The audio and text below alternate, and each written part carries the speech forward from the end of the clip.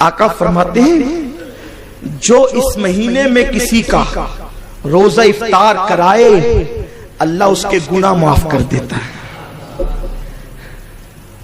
اسی پہ بس نہیں فرمایا اور اس کی گردن آگ سے آزاد کر دی جاتی ہے اور اس کو بھی اسی قدر ثواب ملتا ہے, اس کو بھی روزہ رکھنے والے کے برابر ثواب ملتا ہے. اور اس روزے دار کے روزے میں کوئی کمی نہیں ہوتی ثواب میں. کچھ لوگ اس نیت سے بھی کسی کی دعوت میں روزہ افطار کرنے نہیں جاتے کہ لوگ سوچتے ہیں یار اگر ہم روزہ افطار کر لیں گے اس کا کھا کر تو اس کو سارا ثواب مل جائے گا, ہمیں نہیں ملے گا. ایسا نہیں ہے. آپ کہیں افطاری کرو گے تو اس کو بھی ملے گا, آپ کو بھی ملے گا اور آپ کے ثواب میں کوئی کمی نہیں ہوگی. اب یہاں پر ایک مفکر کی بڑی پیاری بات یاد آتی, فرمایا کہ اگر ایک بندہ چاہے تو ایک ایک دن میں 50 روزے رکھ سکتا ہے.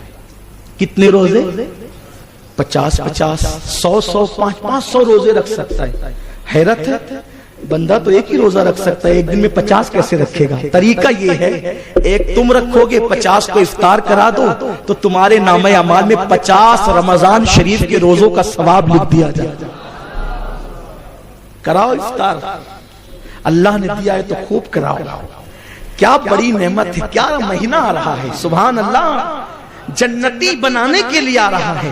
ہم تو مائل بکرم ہے, کوئی سائل ہی نہیں, راہ دکھلائے کسے, راہ روے منزل ہی نہیں. ثواب میں کمی نہیں ہوتی روزہ دار کے, ثواب کے برابر ملتا, پھر سارے گناہ معاف ہو جاتے ہیں. اچھا یہاں پر کچھ لوگ بحث کرتے ہیں, میں ان بحث کرنے والوں سے ہاتھ جوڑتا ہوں, میرا پیچھا چھوڑو. لوگ کہتے ہیں نفل صرف وہ چھوٹے چھوٹے گناہ معاف ہوتے ہیں. کون سے چھوٹے چھوٹے معاف ہوتے ہیں, بڑے معاف نہیں کرتا اللہ. میں کہتا ہوں خدا کے لیے آپ اپنی تحقیق اپنے پاس رکھیں. حضور نے کہہ دیا نا گناہ معاف ہوتے ہیں, ہمارا ایمان ہے سب معاف ہوتے ہیں. حضور نے قید نہیں لگائی, اب کوئی قید نہ لگائے, میرے آقا نے کہہ دیا ہمارا ایمان ہے. اور پھر حضور کے کہنے پہ جو جیسا یقین رکھے گا اس کو فیضان بھی ویسا ہی ملے گا. بعض محققین نے کہا ہے نا کہ جب کوئی قبر میں جاتا ہے, جب کوئی مومن قبر میں جاتا ہے تو اس کو حضور کی تصویر دکھائی جاتی ہے. بعض لوگوں نے کہا کہ حضور کی قبر سے اور اس کی قبر کے درمیان سے پردے اٹھا دیے جاتے ہیں اور وہاں سے دکھایا جاتا ہے, اس کی قبر سے حضور کی قبر تک پردے اٹھا کر اس کو وہاں سے دکھا دیا جاتا ہے. تو کسی مفکر نے کہا پھر وہ 7 سمندر کہاں چلے گئے, وہ صحرا کہاں چلے گئے. اس طرح اس نے بہت لے دے اور بحث کی لوگوں نے.